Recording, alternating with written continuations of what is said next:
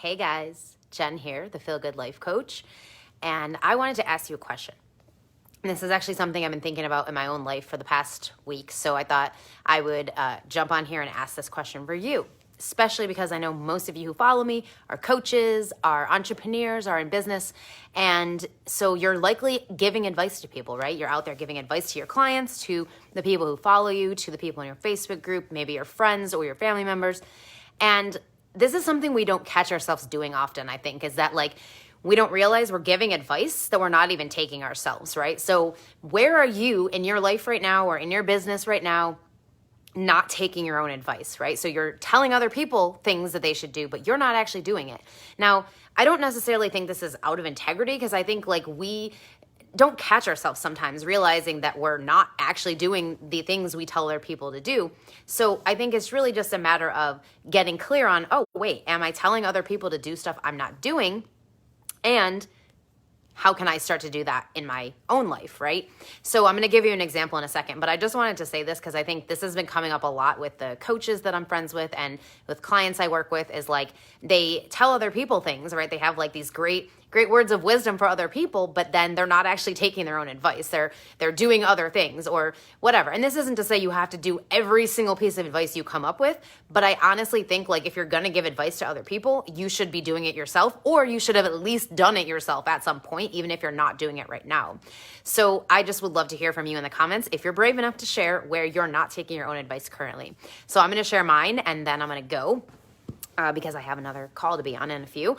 But my thing that came up for me is that I'm doing a manifestation workshop right now, right? So we're talking about getting in the energy of what we actually want. We're getting in the energetic state of the things that we desire. And I was realizing that I've been teaching this to them, right? And talking all about it. And yet one of the things I talk about is coming up with the very specific feelings that you believe you would have if you already had the thing that you want to manifest, right? So if you already had the dream body, the money, the business, the clients, the relationship, whatever it is you want, if you already had that, right? What feelings would you be feeling? What emotions would you have?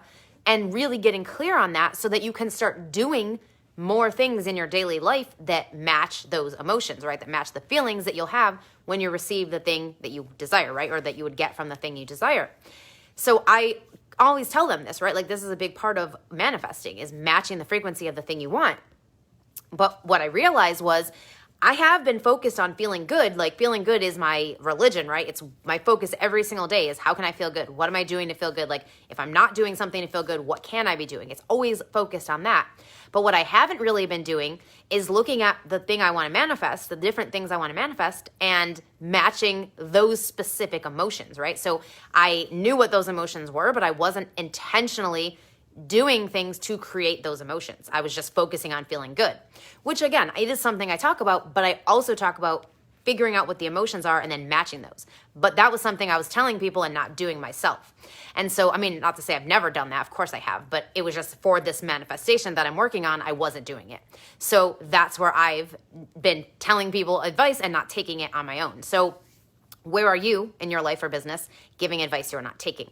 And how can you start to do that now? So one of the things I'm going to be doing is looking at the specific emotions for my manifestation and starting to incorporate more of that into my daily life. So that is all I wanted to share, just a real quick live stream here. And if you're brave enough, like I said, I would love to hear you in the comments sharing where you're not taking your own advice that you're giving to other people. So that is all that I wanted to say. Let's see, anything else?